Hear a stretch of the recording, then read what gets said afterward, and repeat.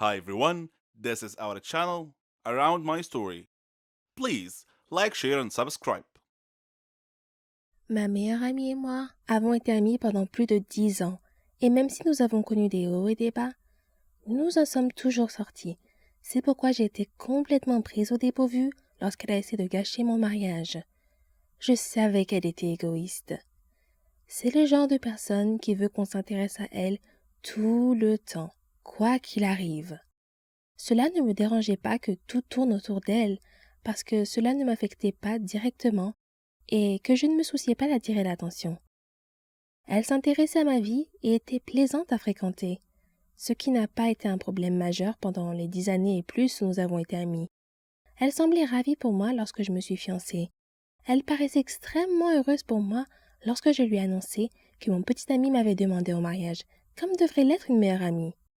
Elle m'a dit qu'elle avait hâte d'être ma demoiselle d'honneur et de participer à l'organisation du mariage. Je ne lui avais pas encore demandé officiellement, mais j'ai laissé passer parce que je supposais qu'elle était juste très excitée. Elle a commencé à poser des problèmes dès que je lui ai dit que j'avais réservé une date de mariage. Lorsque j'ai fixé la date du mariage sans la consulter au préalable, elle a eu une réaction étrange. Elle m'a dit qu'elle prévoyait de partir en vacances cette semaine-là et m'a demandé si je pouvais changer la date. Il restait encore un an avant le mariage. J'étais très confuse parce qu'elle n'en avait pas parlé avant, alors qu'elle savait que je voulais me marier à cette période. J'ai pensé qu'elle était contrariée parce qu'elle ne recevait pas toute l'attention. Je lui ai même posé des questions à ce sujet, mais elle a insisté sur le fait qu'elle avait décidé de partir en vacances cette semaine-là et que c'était la seule raison. Nous avons fini par trouver une solution, mais je n'en revenais toujours pas. Elle a fait de la vie des autres demoiselles d'honneur un véritable enfer. Les problèmes ne se sont pas arrêtés là. Elle ne voulait pas travailler avec les autres demoiselles d'honneur sur les préparatifs et se disputait constamment avec elles. Elle voulait tout faire à sa façon et prendre les décisions finales parce qu'elle disait que c'était son droit en tant que demoiselle d'honneur. Tout ce que je voulais, c'était que l'organisation soit amusante, et elle gâchait totalement l'expérience pour les demoiselles d'honneur et moi. Elle s'est battue contre moi à chaque étape. Par exemple, lorsque nous avons choisi les robes des demoiselles d'honneur, elle s'est plainte de la façon dont elle lui allait, même si j'ai fait de mon mieux pour choisir un style flatteur. Elle a fini par accepter, mais après avoir commandé les robes, elle m'a appelé pour me dire qu'elle n'avait pas les moyens de la payer. La robe n'était pas du tout onéreuse et je savais qu'elle avait beaucoup d'argent. Mais je l'ai quand même aidée ainsi que les autres demoiselles d'honneur à payer la robe parce que je voulais éviter un drame supplémentaire. Elle a fini par dire qu'elle ne voulait plus faire partie de la fête nuptiale et s'est mise en colère quand je ne l'ai pas suppliée de revenir. Lors de l'organisation de la fête prénuptiale, les disputes avec les autres demoiselles d'honneur ont finalement atteint un point d'ébullition. Elle m'a appelé en pleurant pour me dire qu'elle ne pouvait pas s'entendre avec elle et qu'elle ne voulait plus participer au mariage. Je lui ai demandé si elle était sûre de sa décision. Elle m'a dit oui, et j'ai pensé que tout était fini. J'étais soulagée que les problèmes soient enfin réglés. Cependant, elle m'a envoyé un message plus tard pour me dire qu'elle n'arrivait pas à croire que je ne l'avais pas suppliée de rester. Vraiment, après tout ça, elle n'est même pas venue au mariage quand je l'ai invitée.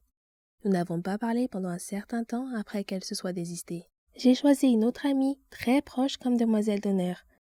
Et tout est allé pour le mieux ensuite. J'apprécie enfin le processus, même si nous n'avions rien résolu. Je l'ai quand même invitée au mariage. J'espérais qu'elle viendrait quand même parce que nous étions amis depuis si longtemps. J'étais prête à passer outre, surtout si elle pouvait se remettre de ses émotions et venir au mariage. Cela m'aurait montré qu'elle voulait toujours être là pour moi, mais elle n'est pas venue.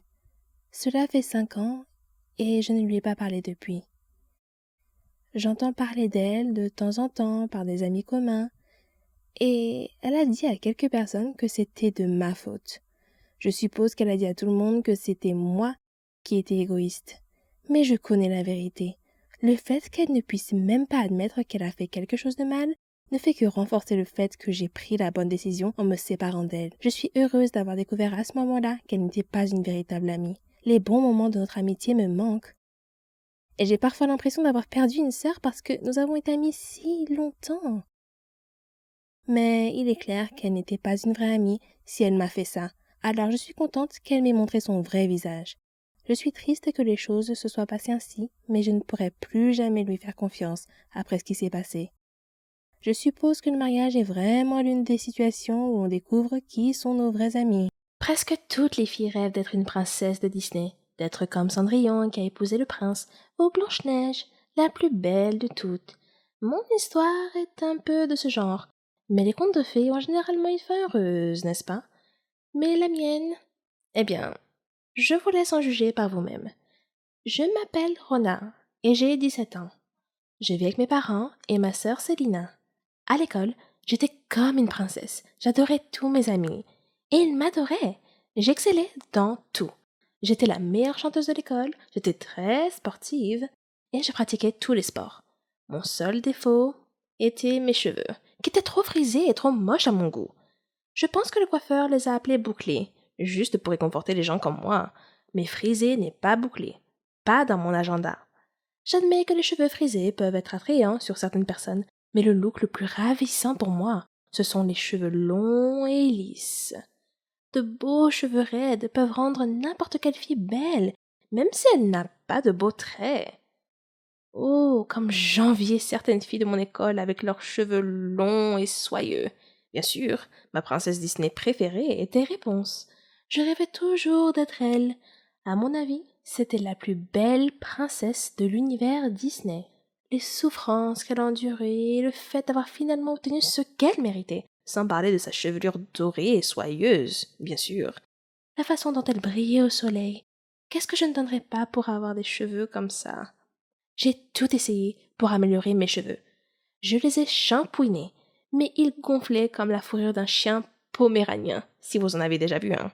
J'ai utilisé la crème lissante pour cheveux, mais ils ressemblaient alors à une route pavée avec de la mélasse répandue dessus. J'ai essayé des appareils électriques, mais ils n'ont pas aidé non plus. Ne vous moquez pas de moi. C'est la vérité. Chaque jour, je rêvais d'avoir des cheveux lisses. Puis, un jour, j'ai vu une publicité alors que je discutais avec mes amis.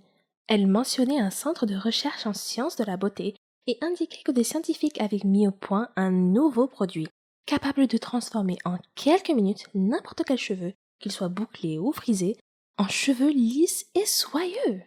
Le centre avait besoin de volontaires pour tester le produit devant un public. Je me suis dit, waouh, mon rêve pourrait bien se réaliser et je pourrais aussi devenir célèbre. J'ai immédiatement envoyé ma candidature. J'ai été sélectionnée parmi 3 autres filles. J'étais un peu inquiète parce que l'expérience m'avait appris que les choses ne se passent jamais comme on l'avait prévu. Mais je me suis consolée. C'était un produit simple. Qu'est-ce qui pourrait mal se passer? J'ai fait des recherches sur le scientifique qui allait mener l'expérience. C'était un scientifique célèbre dans son domaine. Son nom était Wilfrid Johnson. Je suis arrivée au studio, le test en direct serait effectué. Ils étaient prêts et m'attendaient. M. Johnson ressemblait à un scientifique d'un dessin animé. Cheveux ébouriffés, blouse blanche trop grande, lunettes d'Harry Potter. Vous voyez le tableau. Il m'a expliqué comment le produit fonctionnait et m'a assuré que tout irait bien. Oui, c'est ça. Comme si je n'avais jamais entendu ça avant. Néanmoins, son discours d'encouragement m'a enthousiasmé. Puis sont sortis les documents juridiques, les clauses de non-responsabilité qui disaient qu'ils n'étaient pas responsables des effets secondaires qui pourraient m'arriver en utilisant leurs produits de beauté. Alors, je les ai signés.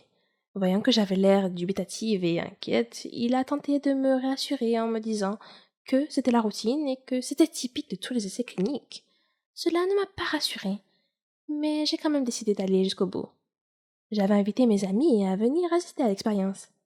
Elle était organisée comme une grande conférence. En plus de M. Johnson, il y avait des journalistes, des photographes et 2 autres médecins dans la salle.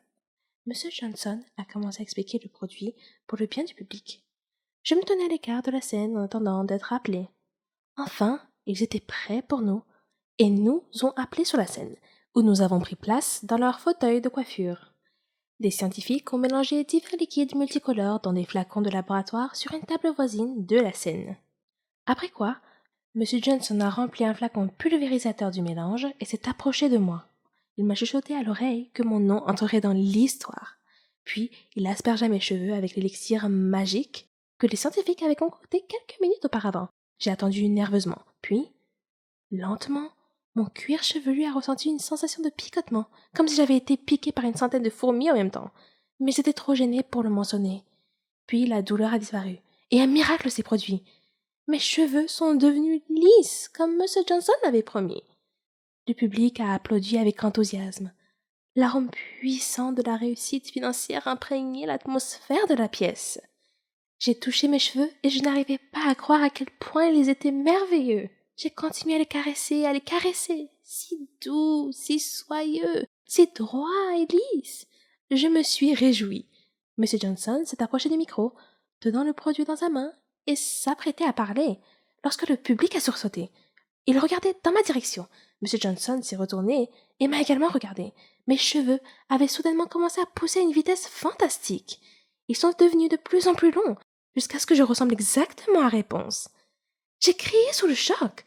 M. Johnson s'est précipité et a appelé à l'aide. Mon visage a pâli et je me suis évanouie. Quand je suis revenue à moi, j'étais allongée sur la scène dans un lit de mes propres cheveux, rassemblés sous moi. J'ai touché mes cheveux et oui, ils étaient encore lisses et soyeux. Mais mon souhait semblait s'être littéralement réalisé. J'étais en effet une réponse des temps modernes. C'est pourquoi j'ai voulu partager mon histoire avec vous aujourd'hui. Faites attention à ce que vous souhaitez. Vous pourriez l'obtenir.